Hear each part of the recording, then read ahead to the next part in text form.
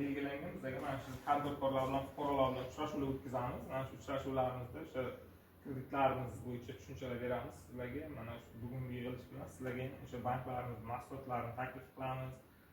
Shu bankimizdagi bor imtiyozli kreditlardan tadbirkorlikni kengaytirish bo'yicha ogoh ko'plab ishlar qilinyapti.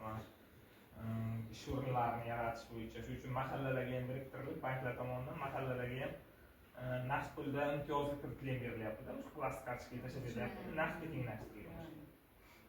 Shu bo'yicha agar sizlarda ham biror muammo bo'ladigan bo'lsa, kreditlash jarayonida yoki faqat kredit emas, plastik kartochkadami, masalan, umuman iqtisodiy masalada aholini sizlar qiynayotgan savollar bo'lsa, mana valyuta masalan chetdan valyuta jo'natgan, dollar, yevro qilish, so'm qilish, qanaqa miqdorda pullaringiz bo'lsa, ularni ham ma'lum bir miqdorda o'sha inflyatsiya hisob-kitob saqlash imkoniyatlari bor. O'shalar bo'yicha agar biror savollaringiz bo'lsa, qiynayotgan masalalar bo'lsa, shu yerda bizda boshlig'imiz bor.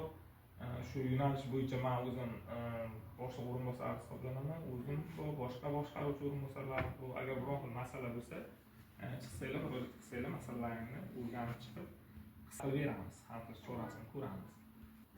Shunaqa bo'yichada o'zbek ayollar ko'ylak, o'zingiz tikuvchilik bilan shug'ullanasiz. Shunday. Mahallada. Uyingizdan? Uyimiz. O'zingiz tikish mashinalaringiz bor. Shunday. Men hozir shuni O'sha tayyorman. bugun chiqadimi, xudo xohlasa. Mana Behruz bilan chiroyli muomalasi ham chiroyli ekan, ishi ham juda menga birinchi ko'rishimdayoq juda issiq bir oldindan ham tanishday gaplashib ketdik. Chaqqongan ekan, yaxshi. Chiroyli qilib berdi. Sizlar qancha? Ikkalamiz. 17 million.